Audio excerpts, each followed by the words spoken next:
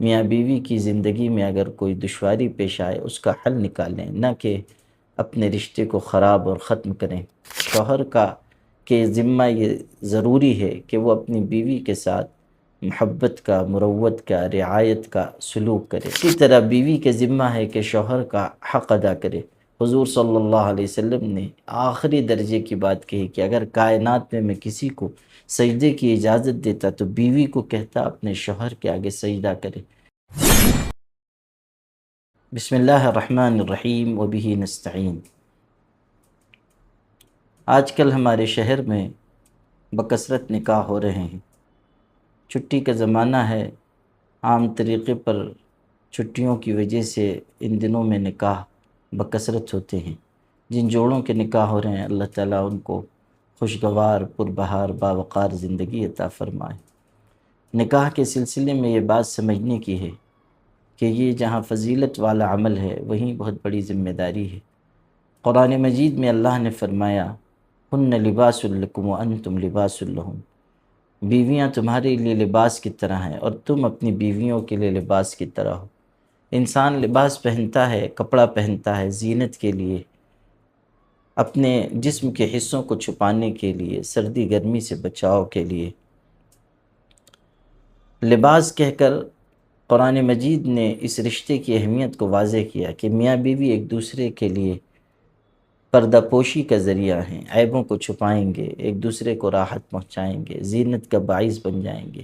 لباس کہہ کر شاید اس طرف بھی اشارہ کر دیا گیا کہ اگر انسان کے کپڑے پر کوئی داغ دھبا لگ جائے یا کوئی گندگی لگ جائے تو وہ اپنے کپڑے کو کاٹ کر پھینک نہیں دیتا بلکہ اس کو صاف کر لیتا ہے اور استعمال کرتا ہے۔ اسی طرح میاں بیوی کی زندگی میں اگر کوئی دشواری پیش آئے اس کا حل نکالیں، نہ کہ اپنے رشتے کو خراب اور ختم کریں۔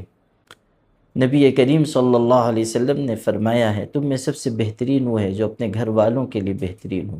بیوی بچوں کے حق میں شفیق ہونا، دلجوئی کرنا، ان سے محبت سے پیش آنا، شفقت بھرا ماحول گھر میں بنانا، یہ ہر صاحب ایمان کی ذمہ داری ہے۔ شوہر کے ذمہ یہ ضروری ہے کہ وہ اپنی بیوی کے ساتھ محبت کا، مروت کا، رعایت کا سلوک کرے۔ حضور صلی اللہ علیہ وسلم نے ایک موقع پر خواتین کے بارے میں کہا رفقاً بالقواریر، کہ ذرا آہستگی کا معاملہ کرو، کہیں شیشوں اور آبگینوں کو ٹھیس نہ لگ جائے۔ عورتوں کو شیشہ اور آبگینہ فرمایا، یہ ان کے نازک احساسات کی خوبصورت تعبیر ہے۔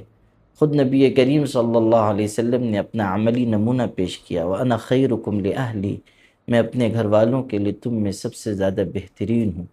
اللہ پاک بھی اور رسول کریم صلی اللہ علیہ وسلم بھی ہدایت دے رہے ہیں کہ شوہر بھی حق ادا کرنے والا ہو، بیوی بھی حق ادا کرنے والی ہو۔ ارشاد ربانی ہے عاشروہن بالمعروف، اپنی بیویوں کے ساتھ بہتر معاملہ کرو۔ غور کیجئے کہ اگر کوئی وزیر اعظم یا صدر جمہوریہ کسی نکاح کرنے والے سے کہے کہ جو عورت تمہاری نکاح میں جا رہی ہے، جو لڑکی تمہارے ساتھ بیاہی جا رہی ہے وہ ہماری بیٹی کی سہیلی ہے، تم اس کے ساتھ اچھا سلوک کرنا، وہ کتنا خیال رکھے گا۔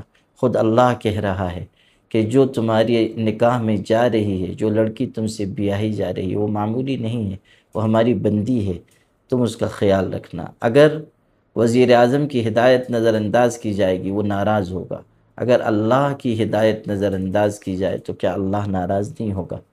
اسی طرح بیوی کے ذمہ ہے کہ شوہر کا حق ادا کرے۔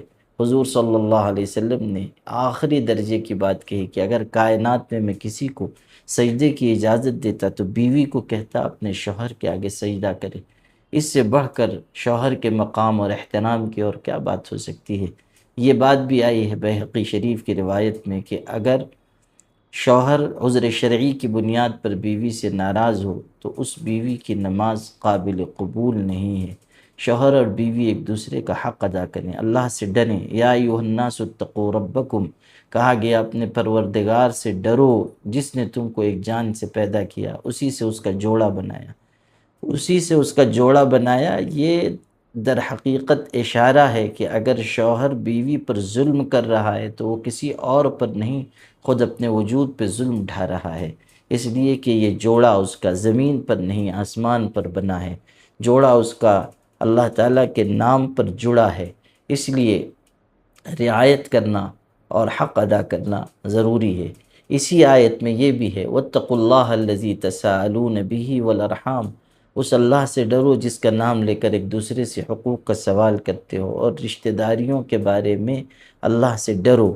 یعنی دونوں خاندانوں کو بھی یہ نصیحت ہے کہ رشتے میں کوئی دراڑ نہ آنے دو۔ بہت مرتبہ ایسا ہوتا ہے کہ ماں باپ اپنے حدود سے آگے بڑھ کر بیٹوں کی نجی زندگی میں دخیل ہوتے ہیں، بیٹے اور بہو کے معاملات میں مداخلت کرتے ہیں، جس کے ناخوشگوار نتائج سامنے آتے ہیں۔